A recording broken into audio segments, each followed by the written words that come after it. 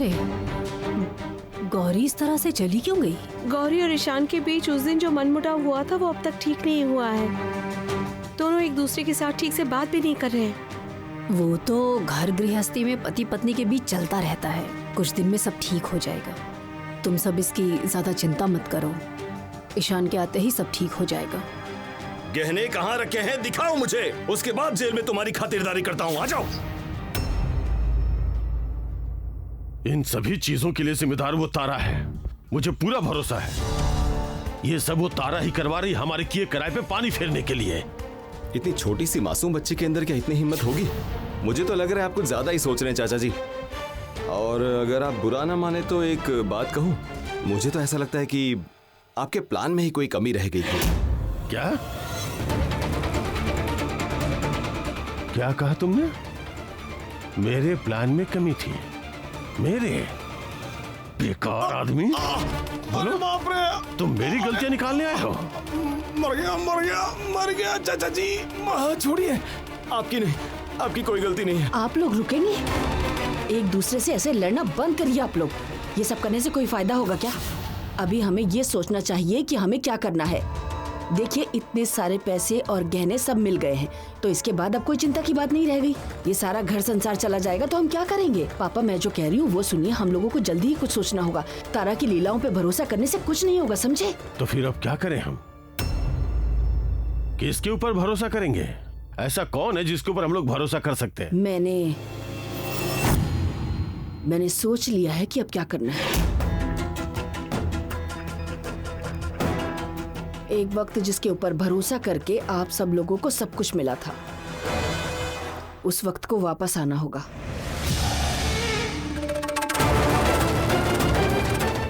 तुम किसकी बात कर रही हो? शैलो माँ।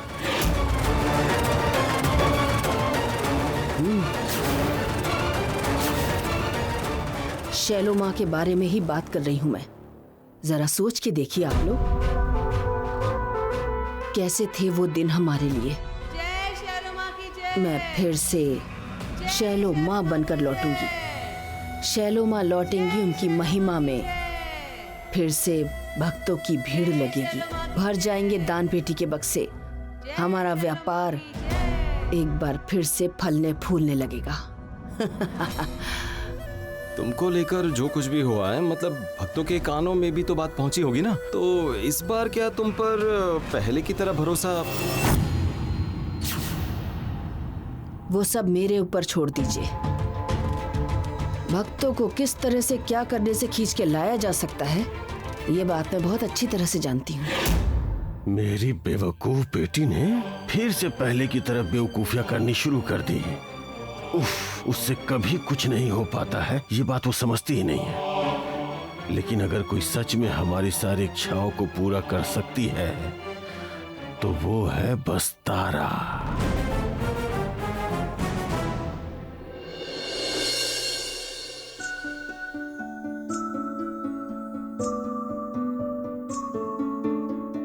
मैं आज तुम्हें किन शब्दों में आशीर्वाद दूं बेटी? तिल तिल करके मैंने ये सब कुछ जमा किया हुआ था। सोचा था कि अगर कभी जिंदगी में बुरे दिन आए तो ये सब काम आ जाएंगे, तब इससे ही संभाल लूंगा। लेकिन ये बक्सा मेरे हाथ से छिन जाने के बाद मेरी सारी उम्मीदें और आशाएं खत्म हो गई थी पूरी तरह से। सोचा था कि पता नहीं अब कभी हमारे दिन वापस आएंगे या नहीं। भाई साहब, कई बार हम इंसान जो सोचते हैं ना, भगवान बिल्कुल उसका उल्टा सोचते हैं। ठीक कह रही हो बहू। गौरी जिस तरह से गहने का बक्सा वापस देकर आई है, अब ऐसा लग रहा है कि एक बार फिर हमारे अच्छे दिन लौटेंगे। नहीं दादाजी, मुझे आप ये सब मत कहिए। मैंने कुछ भी नहीं किया है। जो कुछ भी किया है सब देवी माँ ने किया है। माँ हमारा दुख नहीं देख सकती है ना? दादाजी,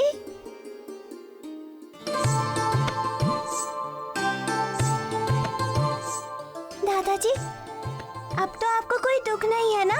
आपको उस दिन रोता हुआ देखकर मेरा मन भी ज्यादा खराब हो गया था।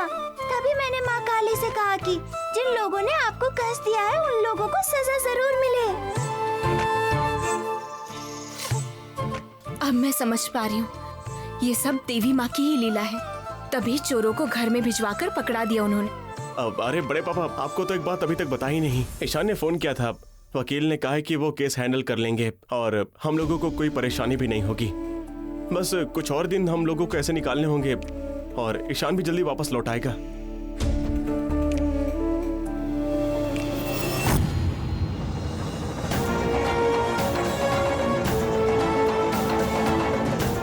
मुक्ता,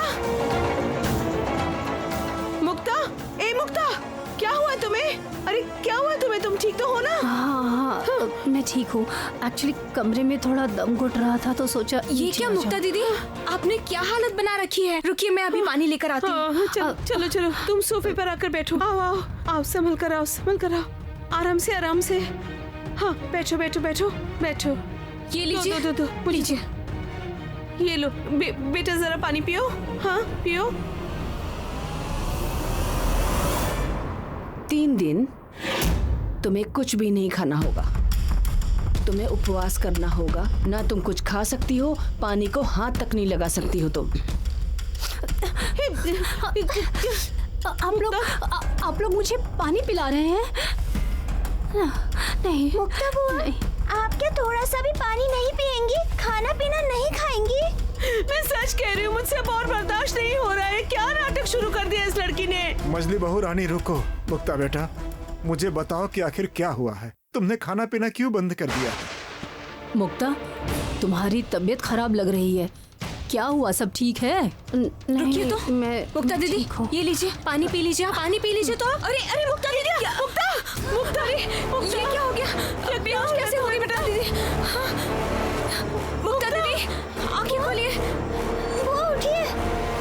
हो मुक्ता दीदी, ये लीजिए। बुआ ये लीजिए, थोड़ा पानी पी लीजिए। यदि में महती प्रीति स्तवास्ति काल भैरव। छोटी बुआ उठिए ना, छोटी बुआ। कालिका देव्या। सुनो देवू, एक बार डॉक्टर को फोन करके बुला ही लो ना। ए मुक्ता, तुम ठीक हो ना बेटा? हाँ, परेशान मत होइए। आराम से। मैं बिल्कुल ठीक हूँ। डॉक्टर को बुलाने की जरूरत नहीं है। थोड़ा डाइटिंग कर रही हूँ तभी इसलिए चक्कर आ गया। ये क्या हरकत है मुक्ता? कुछ भी ना खाकर डाइट किया जाता है क्या? हाँ, अरे इससे तुम्हें नुकसान ही होगा, समझी? नहीं चाचा जी, मैं ये क्या आप मुक्ता दीदी, आराम से।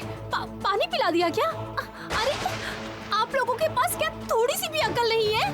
अरे वो तो बच्ची है, पर आप लोगों ने ये क्या किया? आप लोगों ने मेरा कितना बड़ा नुकसान कर दिया है। अरे सिर्फ पानी तो पिलाया है, इतना ज्यादा रिएक्ट करने की क्या जरूरत है? अरे आप लोग समझ नहीं पा रहे हैं। आपको पानी पिलाने के लिए किसने कहा था? आपको मेरे खाने पीने की फिक्र करने की क्या जरूरत है? बताइए मुझे, क्या जरूरत है? हमें करने की क्या जरूरत है बोल रही हो ना? हाँ, हम क्यों नहीं करेंगे? बोलो, नए लोग आएंगे तुम्हारी फिक्र करने, हम लोग फिक्र ना करें तुम्हारी। मजली भाभी, मुक्ता,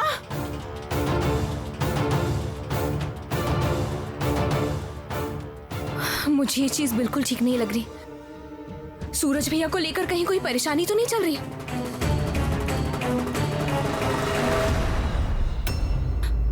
उन लोगों ने मुझे पानी पिला दिया। मैंने खुद नहीं पिया है। मैं तपस्या भंग नहीं करना चाहती थी। अरे जो भी सर्वनाश होना था वो हो चुका है मुक्ता, और वो भी तुम्हारी वजह से हुआ है। सब कुछ तुम्हारी बेवकूफी की वजह से हुआ। दरअसल तुम बहुत ही अच्छी इंसान हो मुक्ता। इतने साफ मन की लड़की हो ना तुम दूसरों पर बहुत आसानी से भरोसा कर लेती हो। ये जो गौरी है, मैं तो जानती हूँ मुक्ता, तुमने गौरी पर बड़ी आसानी से भरोसा कर लिया है।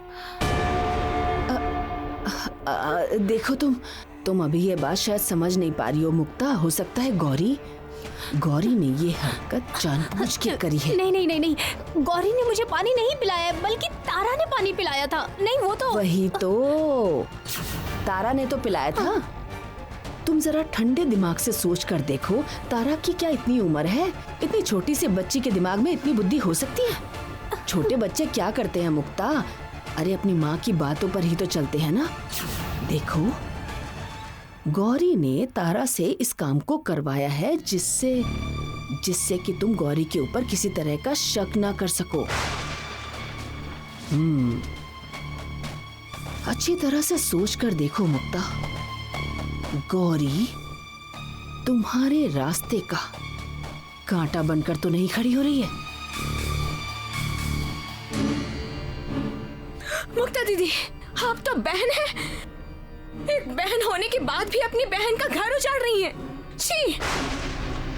खैर छोड़ो, जो होना था वो तो हो ही गया है। हमारे हाथ में अब ज्यादा समय नहीं बचा है। मैंने तुम्हारी इच्छा पूरी करने के लिए तंत्र साधना में बहुत कुछ कर दिया है, बहुत आगे निकल गई है बात, लेकिन सब कुछ खराब हो गया ना मुक्ता। मुझे अब दोबारा फिर से सब कुछ शुरू करना होगा, समय लगेगा और ऐसी कठिन प्रक्रिया सोचनी होगी।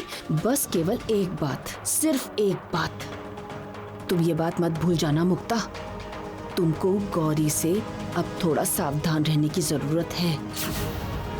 वो तुम्हारी दुश्मन है, इस बात को मत भूलना। हाँ? फिर से एक तीर से दो शिकार।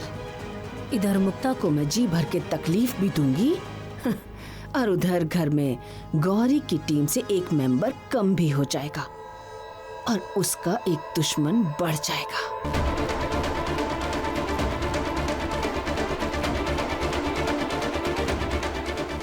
सुनो मुक्ता, तुम्हें अब अपने मन को सख्त करना होगा, समझ गई? तुम्हें अब बहुत से काम करने हैं। जाओ अपने कमरे में जाओ, आराम करो। मैं तो अभी आराम नहीं कर सकती, पूरी रात मुझे जागना होगा। जाग कर तुम्हारी इच्छा पूरी करने के लिए कई सारे उपायों के बारे में सोचना होगा। जाओ कमरे में जाओ।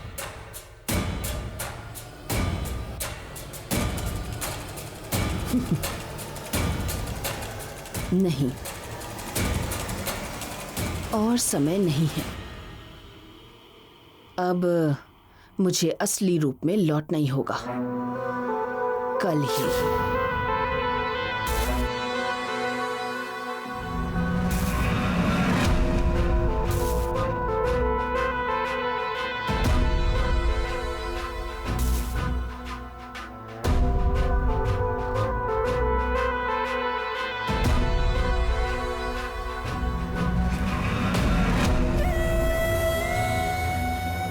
मैं हूं शैलो माँ।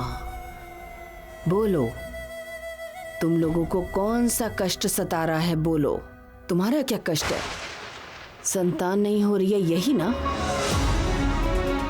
रोज नींद से उठने के बाद 108 बार शैलो माँ के नाम का जाप करना होगा। मेरे चरणों का धुला अमृत पीना। ये सब आखिर आप क्या कर रही है शैलो माँ?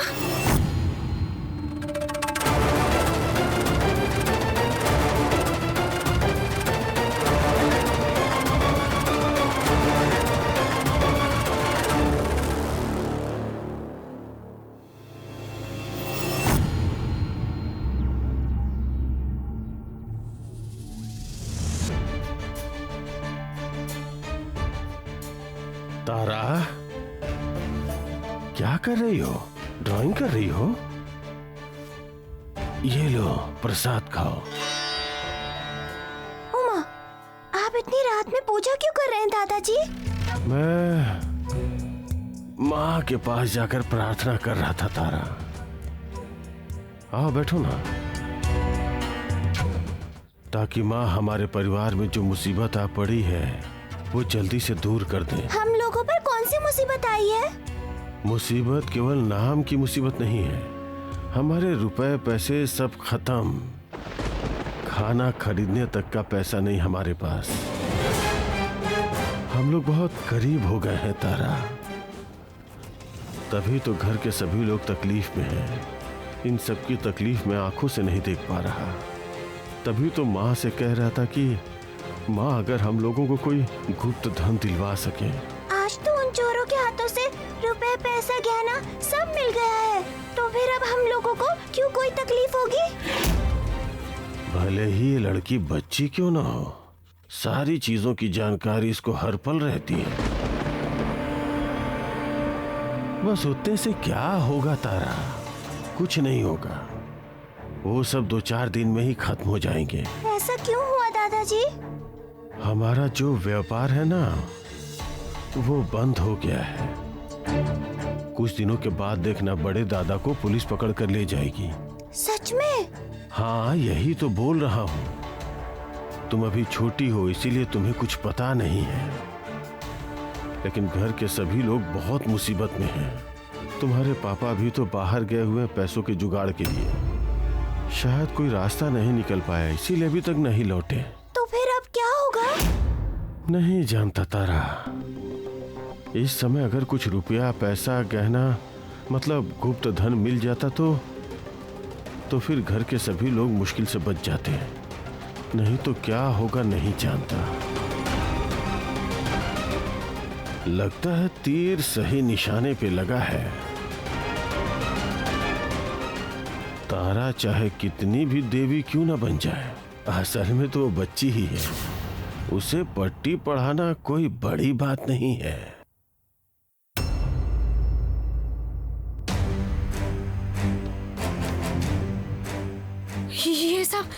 ये सब आप क्या कर रही थी शैलो माँ? मेरे कमरे में क्यों आई हो तुम? मैं मुक्ता दीदी के बारे में आपसे बात करने आई थी। मैंने देखा था कि आप मुक्ता दीदी से कुछ बात कर रही थी। आप क्या जानती हैं कि उन्हें क्या हुआ है? फिर से तुम अब किसी नई बात को लेके मुझ पे इल्जाम लगाने आई हो? इस घर के सभी लोगों का तो बस एक ही काम है, किस नई बात के लिए मुझ पे आरोप लगाया जाए। इन सब में सबसे ज्यादा मजेदार बात पता है क्या है? तुम ही यहाँ वो इंसान हो जो हर बार सब लोगों के सामने कहती हो कि तुम मुझ पे भरोसा करती हो, समझ गई? और जब वक्त आता है तो मौका देखकर तुम मेरे ऊपर उंगली उठाती हो। तुम सबसे ज्यादा आरोप लगाती हो मुझ पे। शैलो माँ, ये सब आप कैसी बातें कर रही हैं? आप मेरे बारे में ऐसी बातें कर रही हैं? मैंने हर वक्त सिर्फ आपका साथ ही दिया है। मैं हर वक्त चाहती हूँ कि आपका सिर्फ भला हो जाए। दरअसल तुम जानती हो गौरी, तुम्हारा और मेरा जो रिश्ता था वो पहले दिन से कभी भी दो दोस्तों का तो बिल्कुल भी नहीं था, और ऐसा होने की कोई संभावना भी नहीं है। इसलिए मुझे ऐसा लगता है कि हम दोनों के बीच एक उचित दूरी बनाए रखना ही सही काम होगा। दो विपरीत ग्रह जब आमने सामने आ जाते हैं ना, तब दुर्घटना या चोट लगने की संभावना बढ़ जाती है। और सुनो, ये मेरा कमरा है। मैं अपने कमरे में क्या करूंगी क्या नहीं करूंगी ये मेरा मामला है। तुम्हें इसे बताने के लिए मैं बाध्य नहीं हूं गौरी। मैं अब थोड़ा आराम करूंगी। तुम यहाँ से जाओ, परेशान मत करो। देवी माँ, मुझे आज फिर से शैलो माँ के अंदर पुरानी शैलो माँ की झलक दिखाई दे रही है। ये कैसे सर्वनाश का अंदेशा है माँ? रक्षा कीजिएगा आप, फिर से कोई विपत्ति घर पर ना आए माँ।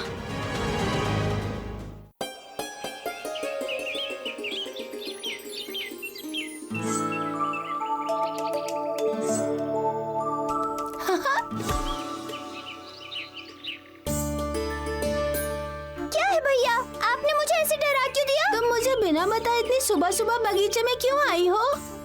मेरा मन बहुत खराब है। छोटे दादाजी ने बताया घर में सभी परेशान हैं। कहाँ? मुझे तो कोई परेशान नहीं दिखाई दिया। हम लोग तो छोटे हैं, तभी हमें कुछ समझ में नहीं आता। चलो चलकर मामी से पूछते हैं, हमें किस बात की परेशानी है। धत बुद्धू, हम लोगों के पूछने से क्या कोई हम लोगों को कुछ बताएगा क्या? छोटों को कोई कुछ नहीं बताता है। तो फिर हम लोग सोचकर क्या करेंगे? जब हम लोगों को कुछ पता ही नहीं चलेगा तब हम लोग कुछ भी नहीं कर सकते। मेरी इच्छा है कि मैं घर के सभी लोगों के लिए कुछ कर सकूं। धत बुद्धू, भला हम लोग इसमें क्या करेंगे? चलो।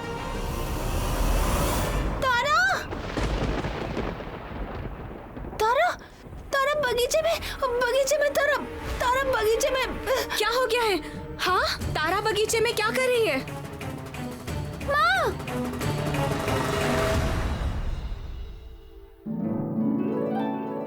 ये क्या? इस तरह मिट्टी में क्यों लथपथ हो तुम? माँ, मुझे गुप्त धन मिला है।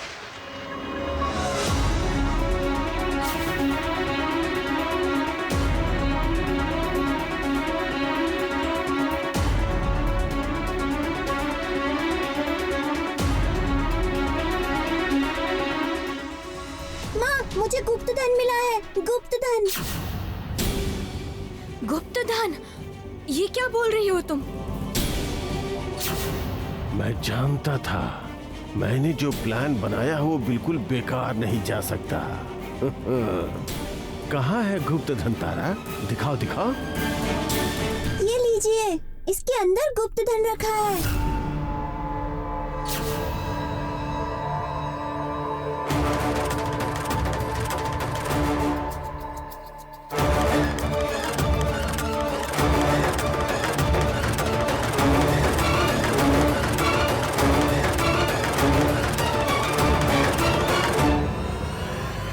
ये क्या? ये तो हाँ छोटे दादाजी, इसके अंदर सब कुछ रखा है, गहने, रत्न, सब कुछ।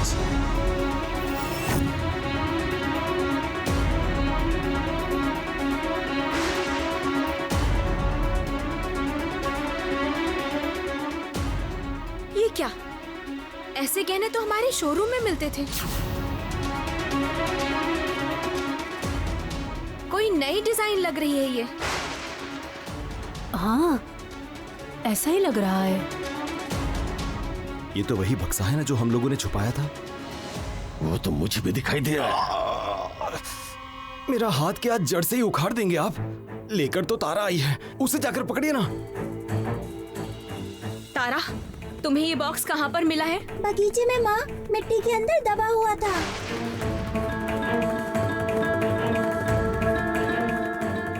मजा आ गया, मजा आ गया। हमारे घर में गुप्त धन है। मजा आ गया, मजा आ चुप गया। करो। इसमें इतना नाचने की क्या बात है?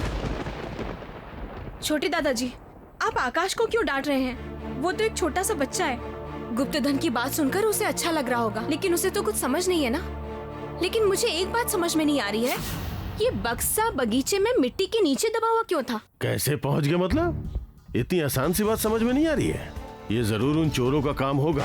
हाँ, मेरे कमरे से उसे चुराया था, किसी वजह से नहीं ले जा पाए होंगे, इसलिए वहाँ बागान में छुपा दिया होगा। अब समझ में आ रहा है वो चोर उस दिन क्यों आए थे। ये तो मुझे समझ आ गया छोटे दादाजी कि चोर चोरी करने आए थे, लेकिन ना ले जाने के कारण वो बगीचे में ही छोड़कर चले गए। लेकिन ये आपको भी नहीं पता था, ऐसा कैसे हो सकता है? हमारे कमरे में जब चोरी हुई थी तो चोरों ने अलमारी तोड़कर चोरी की थी, लेकिन ये बक्सा आपके पास कहाँ से आया? ये बक्सा हमारे पास है कि नहीं, आपको एक भी बार याद नहीं आया?